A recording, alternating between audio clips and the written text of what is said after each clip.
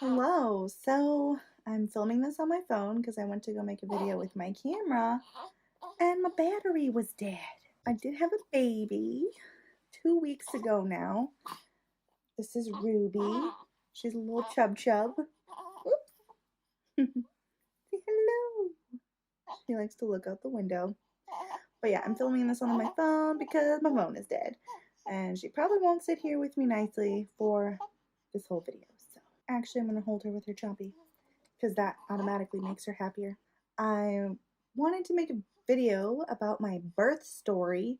I love watching birth story videos, and I didn't make one with Evie, even though I did write a note for hers, so I won't forget.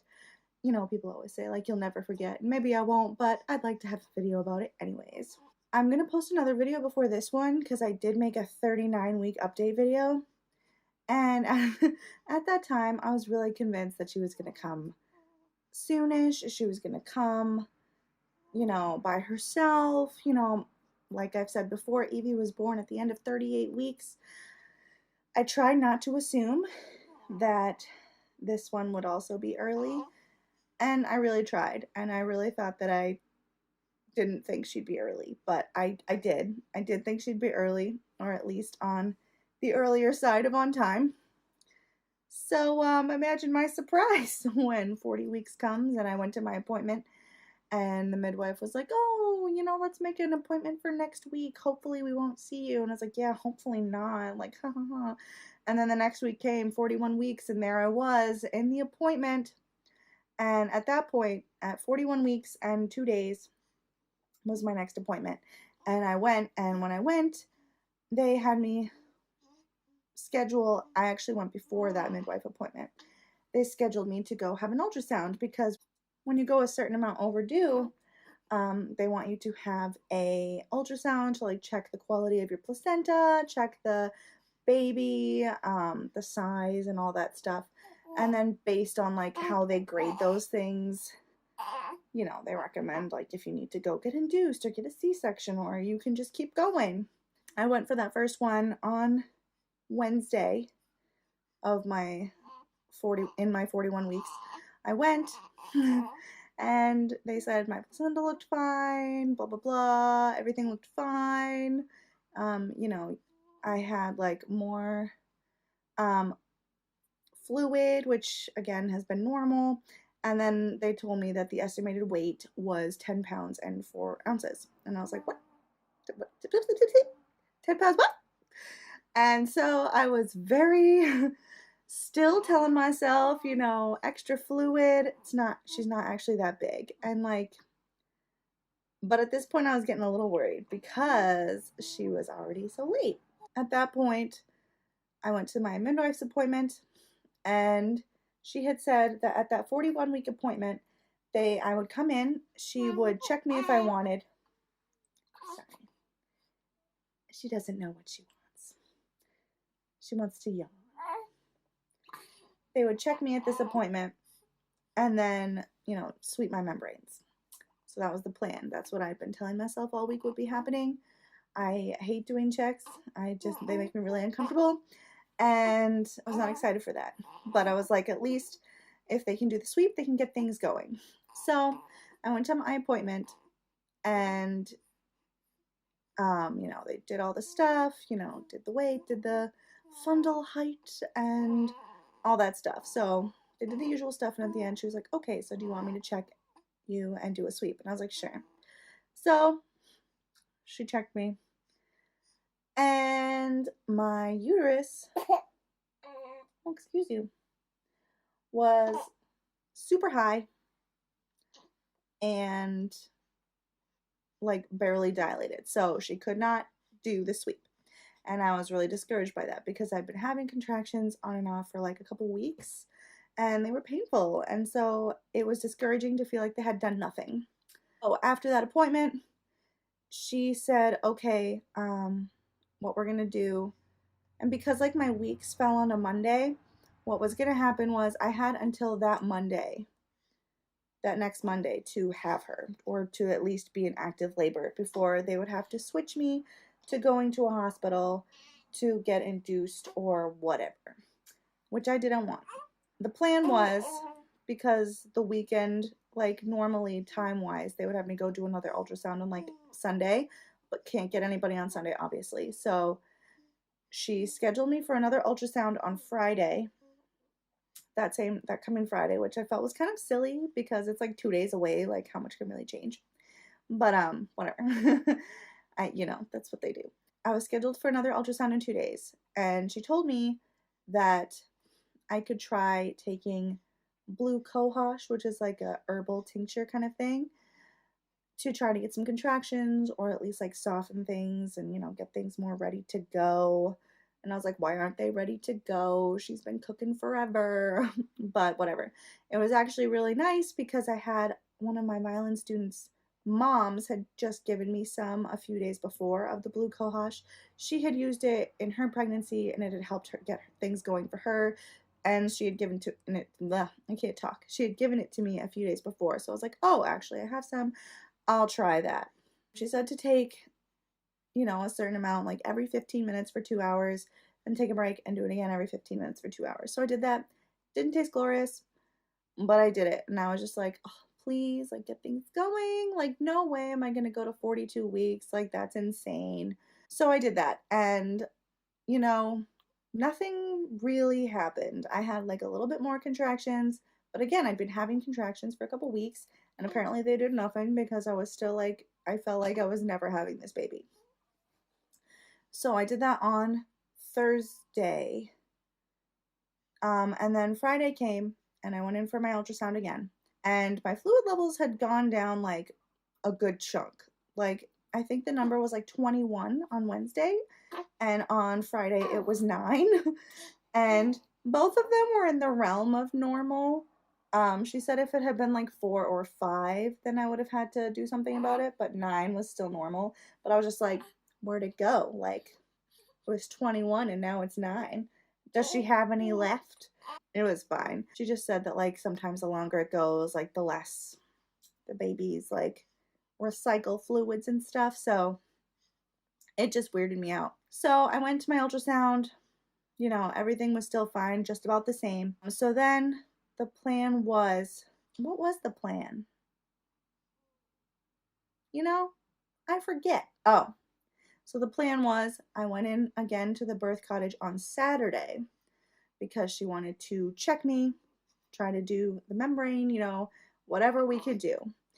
Ooh, it's getting bright. Sorry. She checked me to try to do a sweep again. And like I said, I've been having more contractions, but when I had been like maybe a 1 and I think 30% effaced on Wednesday, on Saturday, I was then 50% effaced and like a 1.5. So once again, I was real discouraged. And I was like, this baby's never coming out. Like, I'm just terrible at having babies. So then the plan, she discussed some other options. There were some like more extreme options. Like she could try to use like a Foley catheter bulb to like try to get the dilation going. But I didn't want that. Yeah, that was basically it. She also then said we could try castor oil, which I had not been wanting to do. I had been kind of worried about castor oil. I know there's the whole, if you take castor oil, it can make the baby poop, which then, meconium is bad. And I didn't want that. I didn't want those side effects for me because I have seen a lot of people say either, oh, it did nothing to me, or, oh, it gave me terrible cramps and like, terrible things happened just with like the side effects of castor oil. So I was not excited for that. I was really hoping that I wouldn't need it. But at this point, it was Saturday. I had until Monday to at least be in active labor. So I was like, all right. So it was Saturday. No, this all happened on Sunday. That's what it was. Man, I'm glad I'm making this now because it's already fading. But this happened on Sunday. I went to the birth cottage on Sunday. She said you have until tomorrow. We're going to try to get things started so that you can have your baby here. So she told me to go to CVS and get some castor oil. I did. Went to CVS, got castor oil. It was a 4-ounce bottle. She said, all right, go home, make a milkshake with like chocolate ice cream and some milk, put 2 ounces in, and then wait for, was it 4 hours? Yeah, wait for 4 hours. and then do another 1 ounce, do the milkshake thing again. And I was like, okay, what happens if that doesn't work? She was like, well, if you're not at least having regular contractions by tomorrow, then you'll have to transfer. If you at least have regular contractions like 8 to 10 minutes apart tomorrow, we can break your water. And I was like, okay, don't want to do that, but okay. So I went home, and at this point, I was feeling pretty optimistic about the castor oil. She said she had never had it not work for someone who was essentially 42 weeks at this point, because it was Sunday, and Monday I was 42 weeks. So I went in and I made the milkshake, and I didn't make it huge because she said, just make like a small one so you can drink it all. Little Pudgy here she's a noisemaker. So I went in, made the milkshake. You would think that a chocolate milkshake with just like 2 ounces of like some oil in it wouldn't be too bad. Probably still tasty, right? Full of lies. It was not tasty. It was 2 ounces of castor oil, and it tainted the whole thing. There was nary a taste of ice cream. It tasted like old books in all the worst ways. I drank it, and I waited for 4 hours. And I don't know what I expected, but I had pretty much zero effects from it. And that really depressed me because I was like, this is my last chance. Like, if I don't get something going by tomorrow morning, like, I don't even know what hospital I'd go to because it's not like an emergency transfer. So I would have to like pick a hospital to go to, and I don't know where I'd go. Like, the kind of closest one to me I'd already been to in the very beginning, and I really didn't want to go there. So then it was just like, okay, where do I go? Better think about it, but I don't want to.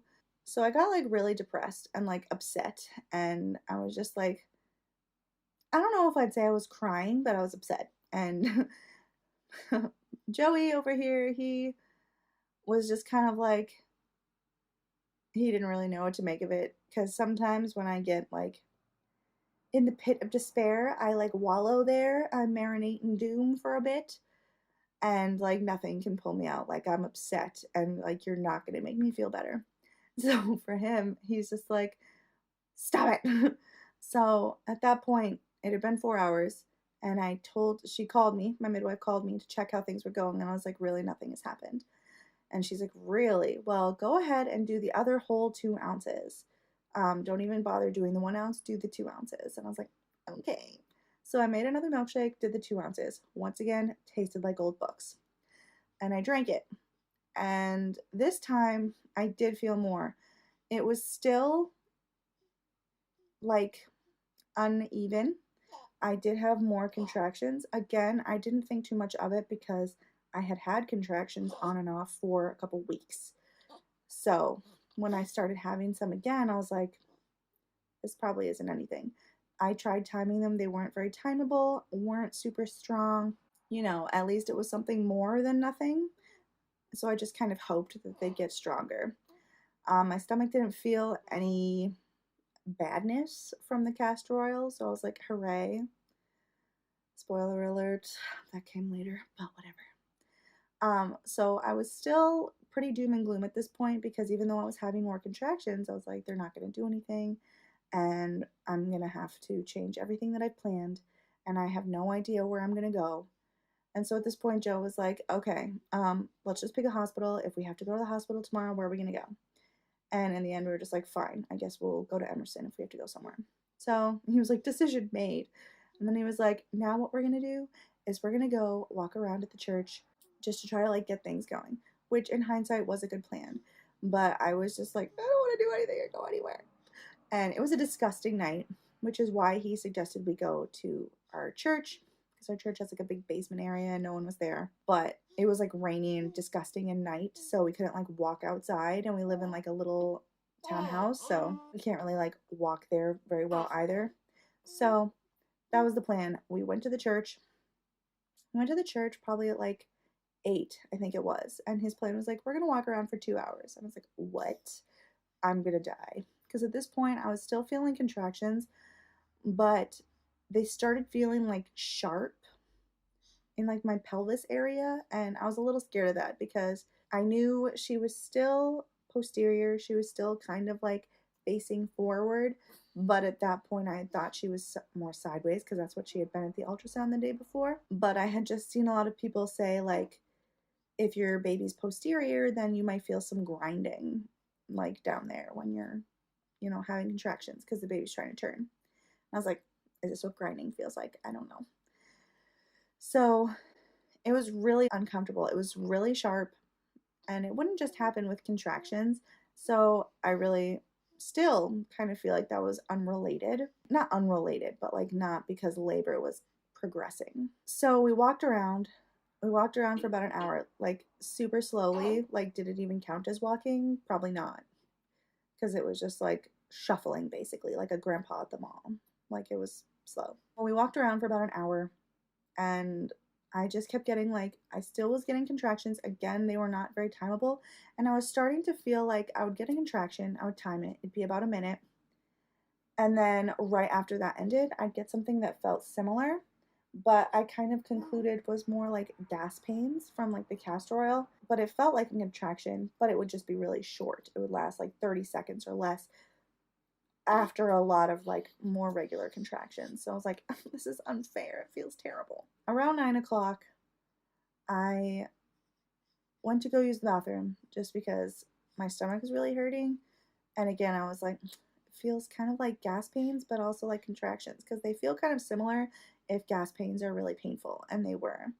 So I went to the bathroom, and at that point is when I had bloody show, which I had not had. I had lost the mucus plug, I think, on Friday after I had done the blue cohosh the day before, but nothing really happened on Friday, so I lost the bloody show, and I was like, nothing's happening. But I still was like a little bit optimistic because, it's been 42 weeks about at this point, so like time to come out. That was about 9 o'clock.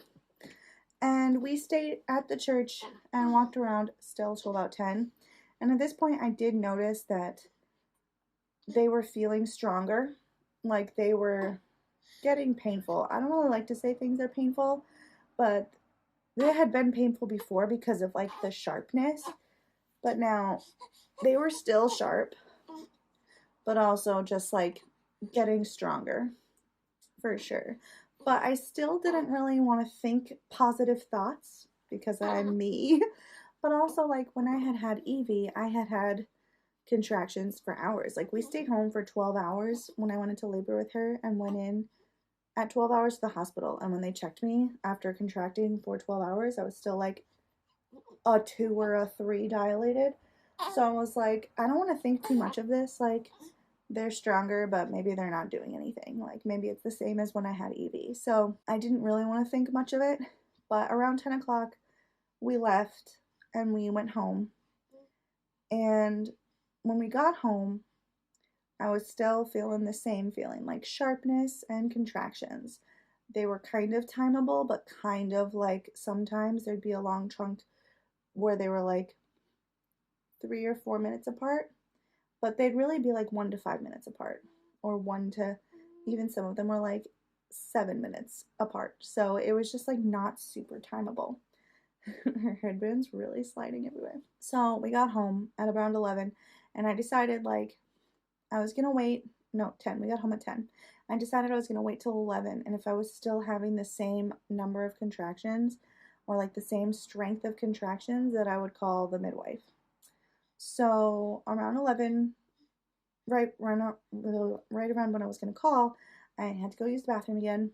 And when I used the bathroom, there was like a decent amount of blood. And it wasn't like bloody show. It wasn't like mucusy kind of blood. Sorry, this is TMI, but this is a birth video. Kind of goes without saying it's going to be TMI because it's going to get worse later. But so there was like blood, and that kind of worried me a little bit because, blood typically isn't like the best thing to see. But I wasn't freaking out because I was like, well, maybe it's just like, cervical change, which is exactly what it was. Well, from what she said. So I called the midwife and I told her that like I've been having contractions, and I had a couple on the phone, and they were stronger at this point, and she could kind of hear that. So she was like, all right, why don't you come in and we'll check you and see what's going on. From what it sounds like, the blood is probably just cervical change, but we'll just check and just see how it is. And if you're still not in active labor, you guys can just go home after. So I was like, okay. And pretty much as soon as I hung up on the phone, they started getting stronger. So I told Joe, like, all right, we're going to leave. They might have us come home after, but they're just going to check because of like there was bleeding and like I am having contractions. We get our stuff together. It was already mostly together. It's been together for literally like a month and a half. Because did I try to tell myself she wasn't coming early? Yes, but I did not actually think that in my mind. So we were ready for a long time. We started to go out to the car, and like getting down the stairs was hard. Like I had a contraction on the way down the stairs, and I literally had to stop and just like halvesies over on the stairs because it was not good. And like I could not get my shoes on. Like he had to like put my shoes on because I could not bend over to get them. I was just like, I can't. And I was like walking out to the car, and like walking was uncomfortable. I still had those sharp feelings, but also like it just felt painful, I guess. Again, I hate saying things are painful, but things are about to get real painful. We head off to the birth cottage, and at this point, I call my sister when we leave because I knew that she'd want to know, and I texted a couple other people. But pretty much, again, when I was on the phone with my sister, I started getting more contractions. I'm like, our van has bucket seats, like they dip down in the back, and those have been uncomfortable to sit on for weeks. But I could not sit in them now. Like at this point, I basically like sat facing like sideways backwards, like on the front end of the seat because I could not sit in the seats. And so when I was on the phone with my sister, I started getting a contraction. So I was like, okay, gotta go, hang up. And we live about 22 minutes away from the birth cottage. So during those 22 minutes, it got rough. Like, I was just sitting there, and apparently, like, I'm a head weaver when things get painful, but I just, like, I started feeling them, and they were really painful, and they were strong, and I just was sitting in the car, and every couple minutes, pretty much every couple minutes, I would just, like, I would feel it coming on, and I would just, like, start head weaving, and just, like, not being there in the moment anymore because I was just like gone with the wind. Take me now. You know, Joe did good. We didn't do any like hefty speeding or anything. It was still disgusting outside. It was like raining and dark, and so he was driving to the birth cottage, and it felt like a long 22 minutes. Like normally when I drive there, I'm like, oh, it's not too bad. It's like pretty close, but it did not feel that close. Finally, we did get there, and they had intensified on the way there. And like I said, they had come like every 2 to 3 minutes, and they were not good. So we got there, and I got out, had another one on the little porchy deck on the way in, and the midwife who lives there was there, but then the other midwife who I had spoken to on the phone, who I'd been seeing the last couple weeks, she lived like about an hour away, so she had said at that point at 11 when I called that she would head over, but it would take her like an hour. So the other woman was there. We got there around 11:30, and you know, the plan was she was going to come in and check me and like see if labor was active labor. It was apparent that it was active labor at this point. We went in, she checked my vitals, she checked her heartbeat and everything to make sure she was fine. Everything was fine, but it was definitely evident that it was actual labor. I had some contractions, and I am not that quiet apparently when I have contractions. And it was interesting because I remember when I was pregnant with Evie, I went into labor, like I did have contractions and they weren't painful, but they didn't necessarily escalate in painfulness the way this one did. The time that I was in natural labor, at the point that I got Pitocin with her, like they just were kind of like punch you in the face contractions that just like stayed, and then they were like gone, and then there it was again. So it was different. These like definitely came up from the bottom. They just kind of like built, like you could kind of feel it coming, and then it was there, but then it would kind of like fade away, which was kind of new to me. I don't remember like a ton of super details. I do remember I got there, she checked me. She didn't check me, she just checked my vitals, but not like, she didn't check dilation or anything. because again, like at this point, it was pretty evident that it was actual labor that was happening. So at that point, she was like, "Oh, do you want me to start filling the tub?" And I was like, "Sure," because they have a really nice like birth tub in there, and I had always wanted to do like a water birth, and that was kind of my plan. I didn't really have any plans. I think have I said this before? I didn't really have any plans except for just like birth, have a baby, which was different because with Evie, I really tried to make a bunch of plans, and obviously those were waylaid. So I was just hoping and praying that I wouldn't have to get like a C-section or like an intense induction like that following day. So I was like, yep, all my plan is I want to have a baby and hopefully have it in the tub. So she started filling the tub. Yeah, I just got in the tub at that point. It was probably like before 12. It was probably like 11:45, maybe closer to 12 before I got in the tub. Probably 11:45. And it was nice. Like I wish it was a little deeper. Like give me a lake at this point. But it was a nice tub. The water was warm. In the beginning, it was still pretty nice. Like I was having contractions and they were painful, but they weren't like the doom. But then the doom started coming, and they definitely started getting stronger. They started picking up. One thing I will say that was nice is it's just like a little thing, but I just like left my bra on, which was nice because I remember when I had Evie, like I am not one of those people that like lose all sense of modesty or like sense of self-awareness. Like I kept that the whole time with Stu, and it was like embarrassing. And this one I had a little bit less, I would say, at the end, but it just made me feel better that I could just like keep my bra on. I didn't have to be like naked. So that was nice. So I was in there and just waiting for the show, and they started picking up and they started getting stronger, and I was still a head weaving. Also started sounding kind of like a cow sometimes, and it's really interesting the sounds that you make. My voice got super deep. I can't even make that sound if I were to try right now. It was like in my throat and like through my body. It was just like deep, and it was really weird. These are just like weird things that I remember. But I do remember at some point Joe put on his Nickel Creek like randomized playlist, and the midwife started diffusing some essential oils because I was like, sure, you can just diffuse something. I don't even know what she diffused. I don't even think I could smell it. Maybe it was lavender. But it was kind of funny because while I was in labor, I could like hear this like kind of peppy like acoustic music, and sometimes I was like, why are you so peppy? This is terrible. But it was still like I didn't even care. I had thought about making a birth playlist, but I'm just not that type of person. Like at this point, I still wouldn't have cared one bit what I listened to because I didn't really listen. And again, same with essential oils. Like some people like have a blend they bring. I don't care. I could smell nothing. Yep, I was just in the tub, and I was pretty much in the tub from then until I had her.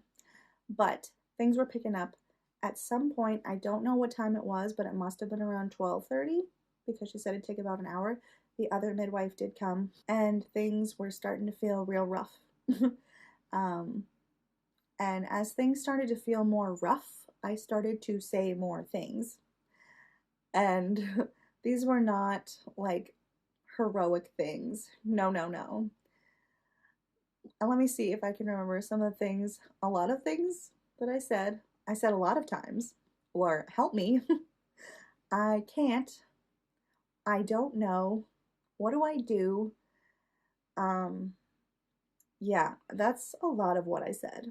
And even though I really felt like I couldn't at this point, like the contractions, like they'd come, and when I felt one coming, they started getting closer together.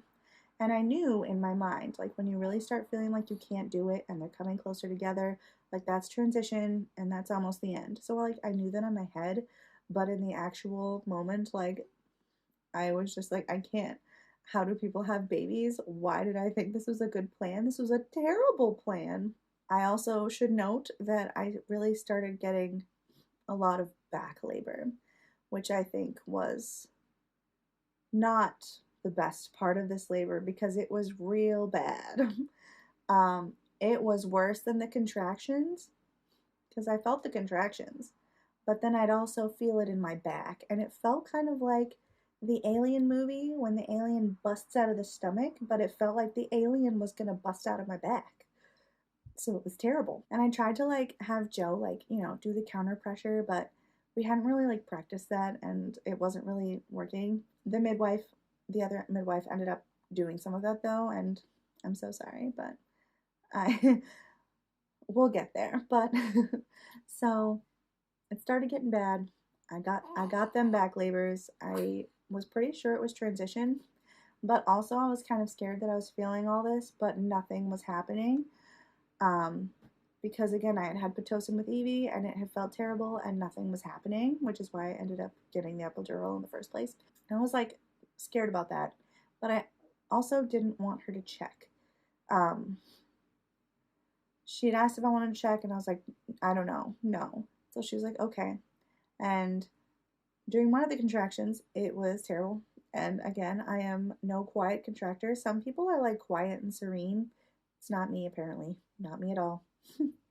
Like I was yelling and, saying I can't and save me, help me. I don't even know. So at that point, I cannot. She suggested maybe we try nitrous oxide, which is laughing gas, which I had never given a thought to because I've used laughing gas once in my life for like a dental thing and it made me cry like a lot. So I never thought about it. But at this point, like my brain was gone. I was like, I don't know. So Joe was like, sure, we can try it. So she brings it in and we do try it. You have to like, it's like this tube you put in your mouth and you have to like breathe it in when the contraction's coming. And it's supposed to like take the edge off. And I don't really think that it took the edge off. But I used it for one contraction. I breathed in and it made me feel really cold. And I just kind of like sank. Like I just felt really lightheaded and I just like sank. And Joe was like, what's wrong? And she's like, it can make people feel lightheaded. Oh, it did for me. And just like the feeling of having a tube in my mouth, like during that, like I hated it. I just like tossed it aside. I was also not like super polite, which I feel bad about. There were a couple times the midwives would like try to check for the heartbeat, but it would be like a contraction or I'd feel one coming and I would literally like slap it away, but I couldn't stop myself. And they'd be like, please, like we need to, check, her heart rate and everything. And I was like, I know, I'm sorry. And then do it again because like they have to do it and kind of like push. So it already felt like my whole body was like pushing on my body. So like more pushing was just like the end, smack it away. And for some things like that, like I can't stop myself. Like it's not like I think to myself, have to smack. It's just like feeling, go. So I felt bad and I couldn't stop myself. So I'm sorry. But one thing that I also said during this time of laughing gas was when I did sink down, apparently I said I am full of regrets. And the midwife was like, what? What is she full of? And Joe was like, she said she's full of regrets, which sounds like me. And I definitely was full of regrets at this point. Once again, I was like, how do people have babies? How do people choose this? You always see people saying like, birth was such a beautiful experience. And I'm like, I'd love to do it again. I'm like, I would not love to do it again. Like, I don't love to do it now. I don't know times. I don't know anything about what time this all was, what time anything happened. Around this time, she started to ask me if I was feeling any pressure. And I was just like, I don't know. My key words were, I don't know. I kind of felt like pressure, but at this point, like I told her at this point too, like, she was like, maybe it's your baby. And I was like, maybe it's poo. Honestly, I drank 4 ounces of castor oil. Like, I, at this point, was like, it's probably not my baby. It's probably just the repercussions of drinking a bottle of castor oil. And she was like, but it might be your baby, because she was trying to ask me if she could check me, because I had said like I was feeling some pressure. In the end, Joe was like, just let her check you. So I did. I let her check me, and she was like, oh, I can feel your baby's head right there. Do you feel like you need to push? And I was like, once again, what did I say? I don't know, because that was my mantra for everything, apparently. There were a couple times where they tried to have me change positions, because at this point, I had kind of been having my contractions kind of on all fours, but just with one arm down, and my arm was like really starting to hurt. And it was like my wrist. I have like spaghetti wrists, so like they're always uncomfortable doing stuff like that. Like doing yoga, downward dog, the end. Like spaghetti wrists, time to go. So my arm was really starting to hurt, so they kept suggesting like different things for me to try. Like, why don't you come like with both your arms up on the side? And I would go to try it, and then a contraction would come, and a contraction would come and be like, no, my hand needs to be down. So, and then they were like, why don't you try both hands down? So I would try, and a contraction would come and be like, no, just my one hand and only my right hand, which is dumb. But I just couldn't change. I don't know the times of anything, because I wasn't really like looking at the time. I kind of was looking at the time, but I don't remember what it was. But she checked me and she said she felt the head. And I was surprised, because again, with Evie, it had taken 9 years and a day to have her. And at this point, things had really started picking up like after 9 o'clock. So it felt fast to me, but also I was still trying to tell myself, like, no, it's not going to happen. And I was definitely feeling more pressure. But again, I was just kind of like, it's not my baby. It's like, poo. I started to feel a lot more, I guess, the urge to push.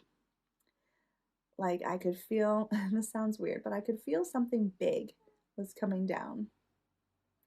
And I was like, okay, like, that's probably my baby. I don't even know. I don't know how it started. I don't know how I came to be, but I think I started saying like something big is coming, like I can feel something big.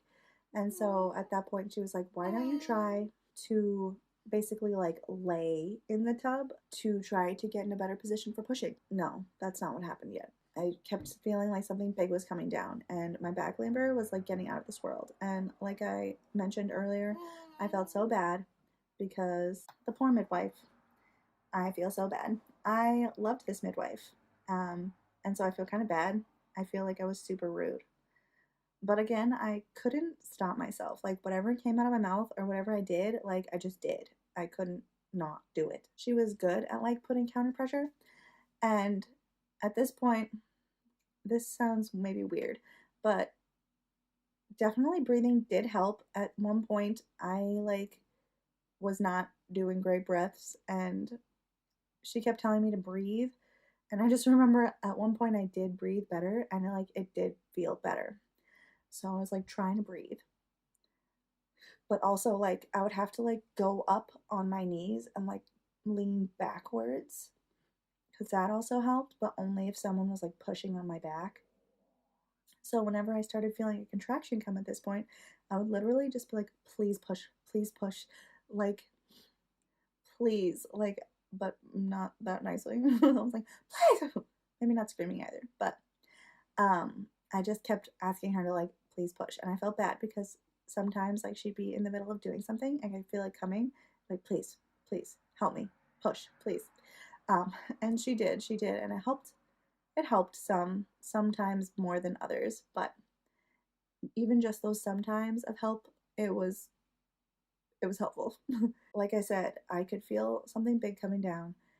At that point, I was really like leaning back a lot. So that's when they suggested that I like go more onto my back in the birth tub, um, just for like pushing and stuff. So I did kind of like go on my back more. It wasn't very comfortable.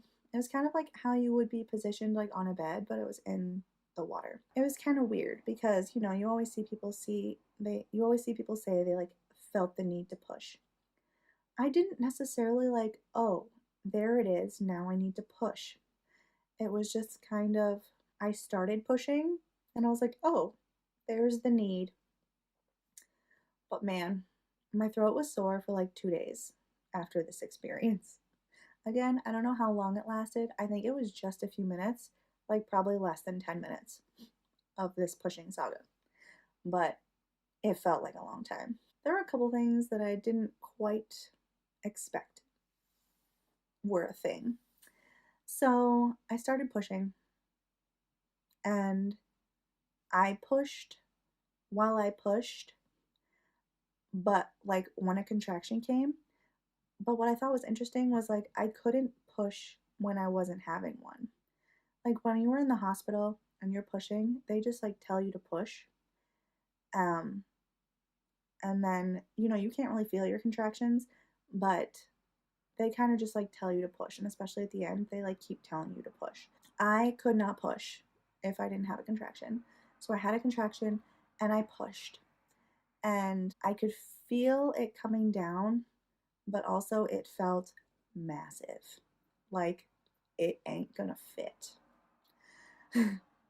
So I pushed, and then the contraction was gone, so I waited. But it was not like a comfortable wait.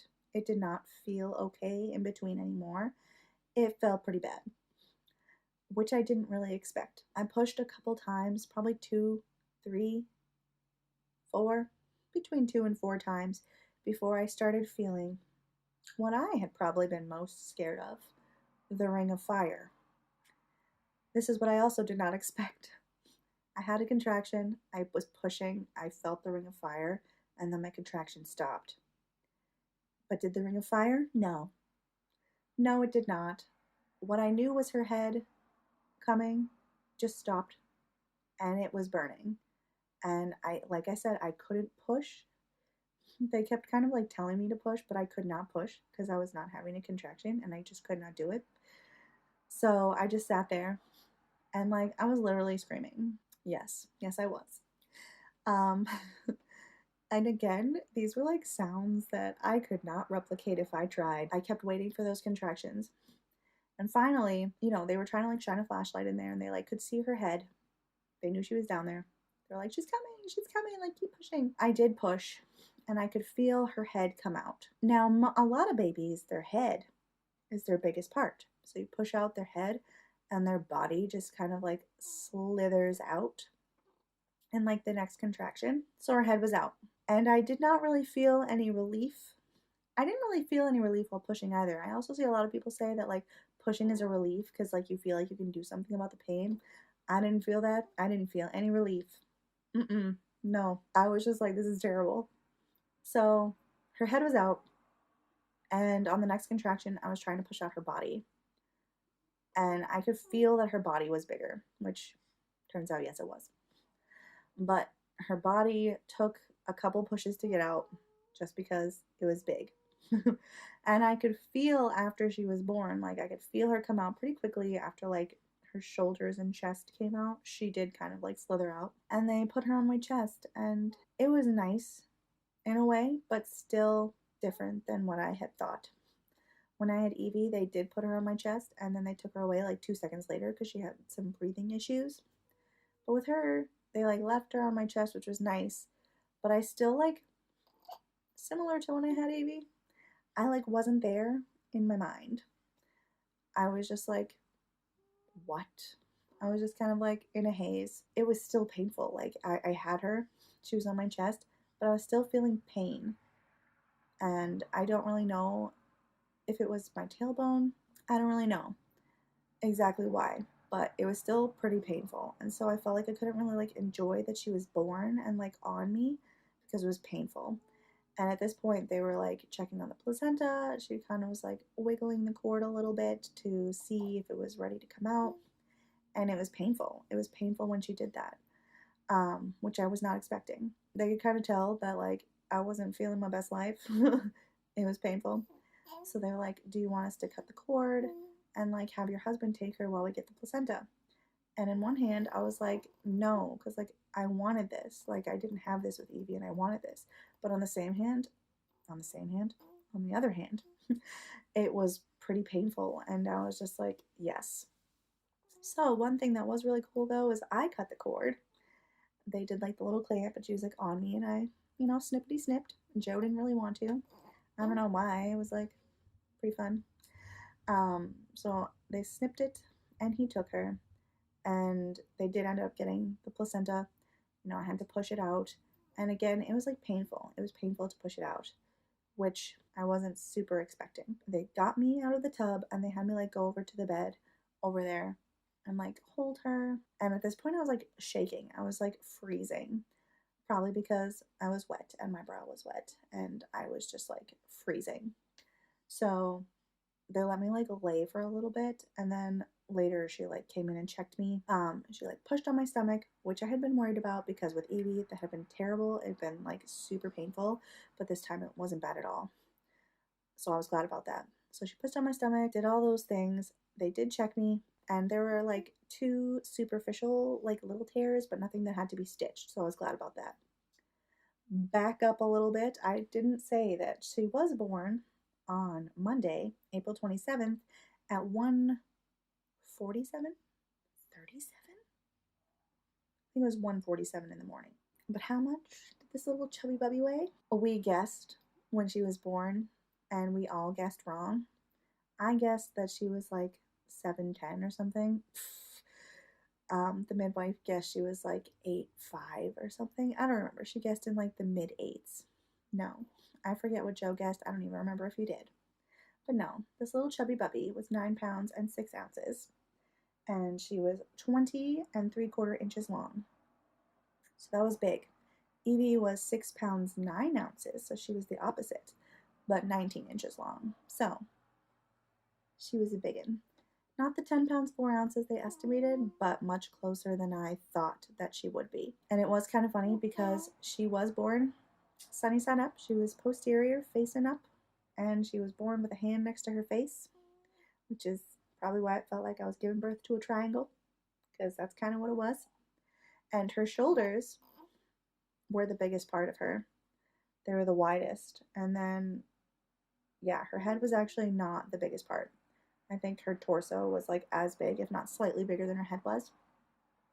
Which is funny because, again, comparing it to Evie, Evie's head was massive on her tiny body. Like, even now, like, these little headbands are a little big for her, and they would have fit Evie's massive head, like, from birth. She can wear newborn hats. Evie could never wear newborn hats. Big old noggin. Back to it. They let me, like, lay there for a little bit. The policy is that you stay for, like, a minimum of 2 hours, but, up until they feel comfortable releasing you. But it's usually within a few hours. So I had her at, like, 1:47. And they let me I slept there for probably like half an hour, 40 minutes. I don't know. I was like asleep. And Joe was holding Stu, too. Ruby. I still call her Stu sometimes. This is Ruby. Wow, this is just all over the place, but that's okay. And at this point, they were like, okay, we're going to have you try to use the bathroom just to make sure things are still happening. I did try, couldn't do it. And unlike the hospital, which they don't release you, they were still comfortable with letting us go, which I was glad about. They did let me take a shower, which felt glorious because, things happened. Things happened in that tub. The castor oil did come for me at the end, but not even in all its glory, which we'll get to. Yeah, so I took a shower, felt glorious, but also felt terrible.